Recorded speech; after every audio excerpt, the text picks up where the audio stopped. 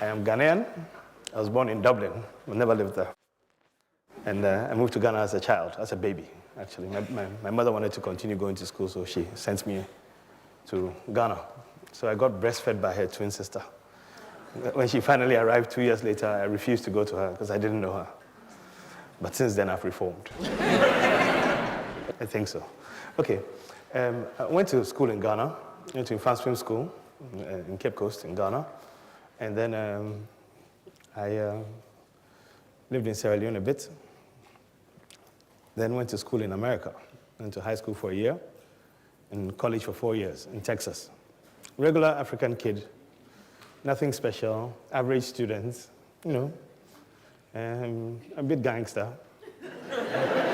You know, so my parents sent me to Texas to cool me down. And I arrived in Texas as a teenager, took one look around, and realized that, wait a minute, this country, the people, there's some sort of pigmentocracy. With the kind of color skin I had, the classification I was being put in, it was going to make my life a little difficult. And then, like my friend Kwame, I read the Malcolm X book, and that was it. I understood where they were coming from. I wasn't angry, but because thankfully I had somewhere to go back to. But it focused me. I got very serious about school. In 5 years, I was ready to leave. Finished university, left 3 weeks after leaving. It took 3 weeks to pack my stuff into 6 boxes. And I moved to London. And I worked here for 18 months or 15 months or something as a manufacturing engineer in Oxbridge. And then left this country too. Actually, I went for holidays, looking to come back and then go back again. But I got into an argument because I was drinking with some friends in a pub who were my classmates who had just finished school and were asking me to help them to get to America. And I told them, you guys were crazy. You guys are crazy. I mean, I'm trying to come back. You're trying to go. I said, Herman, there are no jobs here. I said, how? I did my Ghanaian thing. How? This Ghana with open sewers, mosquitoes, and this is all business opportunity. And they said I was crazy. They thought I'd been eating too many hamburgers, and they were going to my head. So we made a bet. And while I was in London, I'd quit working. Out of the blue, my boss was confused. I just told him, stop, I'm ready to go to Africa. So in the 3 months or so that I was hanging around here, I bought a computer. Somebody lent me £800 when I first came, and I paid him back. And I got a computer and tinkering with it, so I'd learned some programming. So I started doing 2 things. I realized I had an aptitude for it. I studied manufacturing, but I was programming for fun. So I had done some work for travel agents on Oxford Street, just writing programs to do the booking system, something very simple. And then I taught programming students on Oxford Street.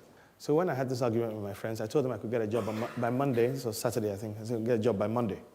And they said, it's impossible. Now you're crazy. And so we said we put $500 on it. And everybody was excited because they were sure they were going to win. So I woke up the next morning, on Monday morning, my head was clear now. There was no more drink. And I was like, I have a problem. I need to get a job, like today. So I started calling my friends, and I went out to meet people and asked them, hey, guys, I was thinking of what I could do to win this argument, to win the money. And they said there was a travel agency they wanted to introduce me to, so I could go and talk to them.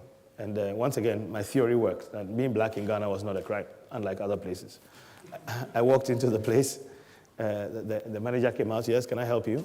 I said, yes, no problem. So I said, you have your computer. I saw the computer was nice and covered. You know, in those days, in 1990, 91, the computer was sealed. Nobody, do not touch. It was in the boss's office. So everybody pointed, there's one there. If you peek, you can see it. So the waiter for the boss, he came. Thankfully, you know, I was not offensive in my looks and my appearance. He sat with me, and he spoke to me. And I said I could do programming on his computer, and I could make it work for him. And he said, okay, young man, come back tomorrow. If you think you're that good, you come tomorrow. Next day, I gathered all the work I had done on diskettes in those days. I arrived at his office. Halfway through, somebody called him aside, and then he ran back in. Young man, I want you to promise me one thing. I said, what is it? I will be very angry. You have to promise you don't put any bacteria on my computer. Oh, virus. I said, sir, I promise I won't.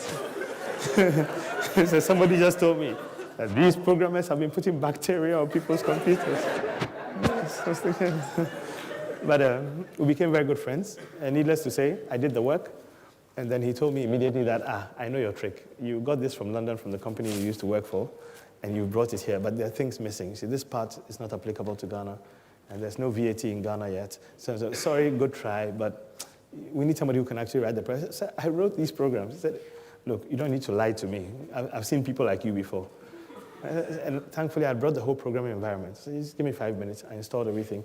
So what do you want to change? This part. I'll make the whole screen change to blue. And I'll change this to mean, what's your name? I'll put it there. As soon as I did that, the office exploded. He shouted, hey, guys, he can do it. And everybody ran to me. The accounts department wanted this. The HR wanted that. Basically, it locked me down in Ghana for months and months and months. And I only left to come back to the UK like 6 months later to do a quick run for 3 or 4 days to pick up my stuff and go back. And I've lived in Ghana ever since. And I got the $500 from my friends, huh?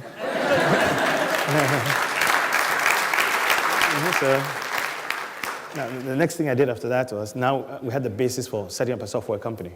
I studied manufacturing, I had no money. My parents didn't particularly want me in Ghana because they didn't live there. And they thought I was going to cause trouble, like the old days. So they didn't want me there. There's a military government in power. And they just didn't want me to be their representative there. They thought I was going to be trouble. So I had to do everything by myself. They allowed me the use of my bedroom, which I grew up in, where I lived on as a child.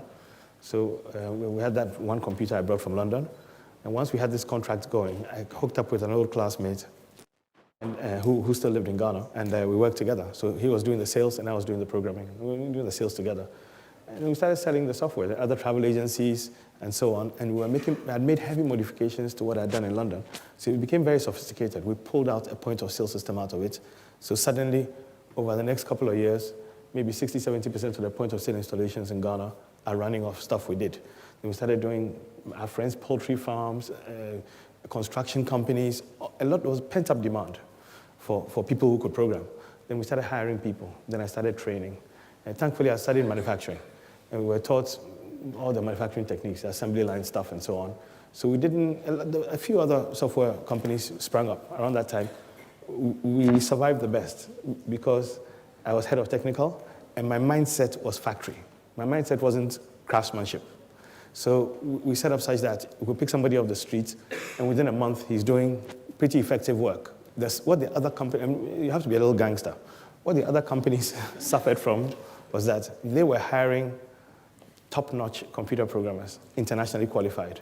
One, they were expensive. We all didn't have money then. Two, on a whim, they could walk up to the US Embassy.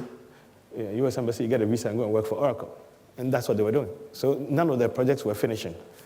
I would happily take my ex-girlfriend's delinquent younger brother. nice Ajebota. His English is good. Just smoked a little too much weed. And now he has reformed. And his maths was very good in the days when he was in school. I would take him on, I would train him. And so I had a whole fleet of very unconventional, quirky young people who were extremely arrogant and rich and thought they knew everything about everything. And I had to mentor also, because a lot of our people were also arriving with a rote learning culture, whereby the thinking doesn't come naturally. And I argue that it's a combination of extreme religious belief and extreme African culture. The two cause children to be put in a corner, and they can't really ask questions. So a lot of people I was recruiting in a creative scientific environment, it's very difficult to work with such people. They have to be, the conversion has to be done. It's like how you take in the old days, they take an African and convert him into a slave by dehumanizing him. You have to rehumanize. You have to do the other way around, so that they will learn to ask questions, they learn to have an opinion and defend their opinion, and rules and regulations didn't come from an older person imposing it on you, and that kind of thing. We had to teach them all that. We did this very well. Our turnover doubled every year. And we won plenty of awards all over the place.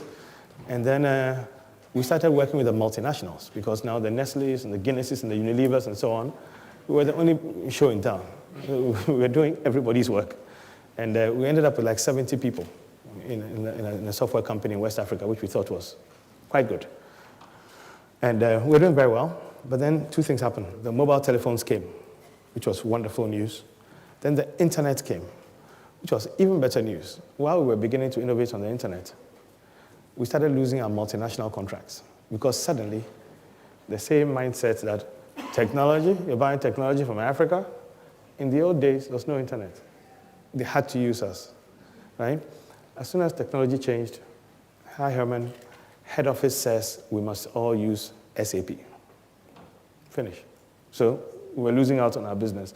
In one of our company, one of the multinationals, I won't mention the name, the workers and the management in Ghana, a big multinational, you all know them, refused to switch systems for 2.5 years after the instruction came because they were so much more comfortable using our systems because we're tuned for the environment. We designed them to be very easy. We're Africans.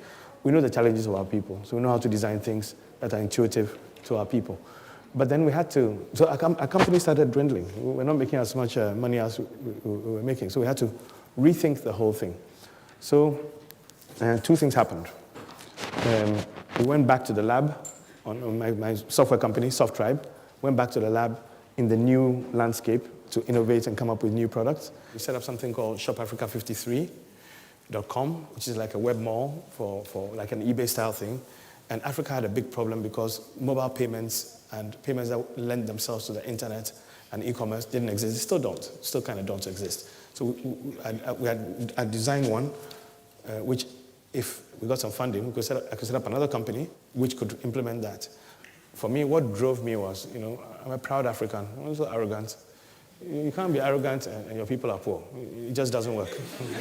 It's a pose it's a hollow pose. It doesn't work. That everybody has to look good. My Igbo friends come to visit me in Ghana. If we're driving through and see some poor people, it's not very sexy. so we have to fix it. You can't win unless you're winning with people coming behind you. This is my mentality.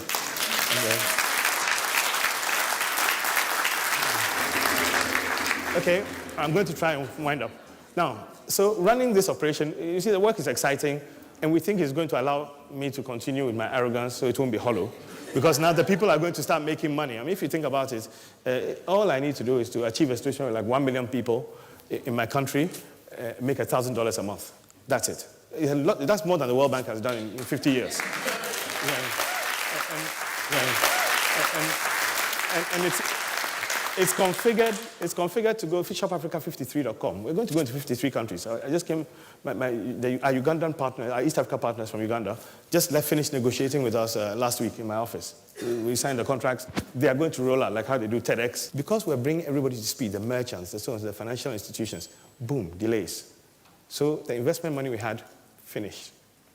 We had to fix this problem Africa style. What came out of the thinking was, some argue, it's even more exciting than Shop Africa. The first thing that came out of the thinking was this. It's called a Kebaikon card. Do you know what it is? It's an e-event card. We have the cloud. It's sitting. We wrote software around the platform, our MX platform we wrote for the Shop Africa payments. We wrote software around it such that when there's a music concert in Ghana, 10,000 people, they use this card. Why? You can't steal the money. There's no way to steal the money. You buy it from a gas station for let's say $5 for the concert. Suddenly concerts are being scheduled nicely. It's online on our system. They can log on and schedule, and then the sales agents can sell. When they give you the card the first time, it's not a throwaway card. When you take it the first time, you keep it. You don't throw it away. When you get to the concert, you and your wife or your girlfriend, so now suddenly it's dignified. On the scanner, $20 scanner. Wait, checking. Checks on the cloud. Enter now. You're in. No queue, no fight. So people are putting up signs. Tickets not sold at the gate. Finish. Because they don't want the fights that normally ensues. Right? So you have to go back somewhere else. So the first test of this was with the Ghana Trade Fair Authority. They have an international trade. I met the Nigerians there, actually. The Nigerian trade, they were fascinated. One, there was no queue. For once, I have to say something good about the Western immigration. You see those lines they do that go sideways like this? I realized why they did that. You can't push. If you push, you're pushing the wrong way. You're pushing perpendicular to London. So we set that up and put these little kids that work with us, fresh faced out of university, This thing that had been a big problem historically, people are fighting at the gates, people die, people are jumping the gate, there are police shooting guns, soldiers have been brought in because all the area boys are trying to get into the trade fair. This year's trade fair, no fights, no money lost. For the first time, the trade fair made over 500% increase in revenue. On one of the days, they made more money than any trade fair event has made since the 60s. Why? Because we set it up on this card. So you come in, you get to the gate, you're ready to negotiate. Oh boy, can I do this? And that? There's nobody to talk to. It's a scanner.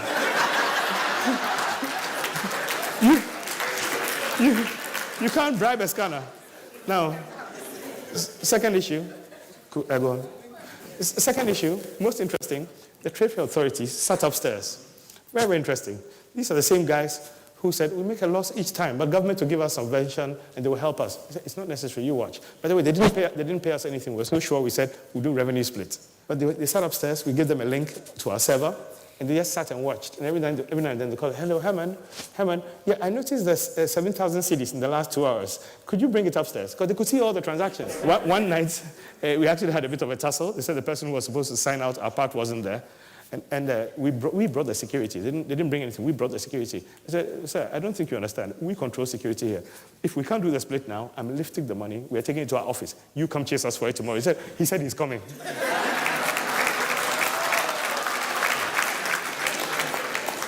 Okay, very quickly. The other one we did was an insurance card. Now you can, we did this with an insurance company, same modeling thing. So now if you live here, your car can be parked in your garage. It's not insured. The day you take off, you go to Ghana or Nigeria, wherever, you jump in the car, around the first corner. Excuse me, could you give me MTN top-up? Good, so Naira. Could you also give me third-party insurance? Scratch in your phone, boom, car number, policy number, covered. We did that too, so that's happening. And the third one we did, which is launching next week, is the most interesting to me. It's an anti-armed robbery product. Get ready, get ready, get ready. This is the wildest one. I found this the most exciting. It's called Hejulor. In Nigeria, it will be Ole. That's the equivalent. You thief. Now, here's how it works.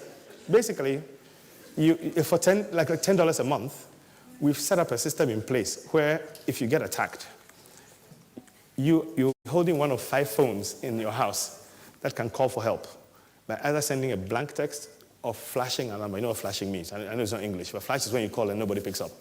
You just flash a local number that talks to our server, the same old cloud server. The server turns around and starts a dance. Basically, our security company partners are in a matter of 5 minutes, they'll be in your house because they've parked in anticipation of they parked vehicles all over Accra. They'll be in your house with noise, with dogs, with whatever. That's level 1.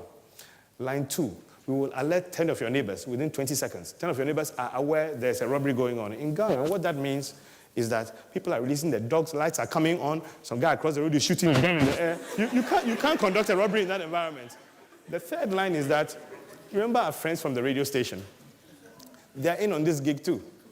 Guess what their job is? Today, the president visited Kumasi. Sorry, there's a robbery. There seems to be a house under attack. Right?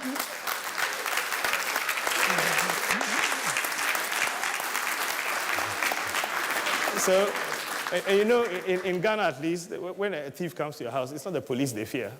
It's the mob action they're about to receive from the neighbors. That's what they fear. So we think it will be very effective. So I'm going to finish now. So there's plenty more, so let's stop. So we're looking for partners in other African countries. So if anybody's interested in partnering on any of these products, because the cloud, you can talk to Ghana as well as Sierra Leone, as well as Uganda, as well as whatever. I think I've talked enough. I'll stop here.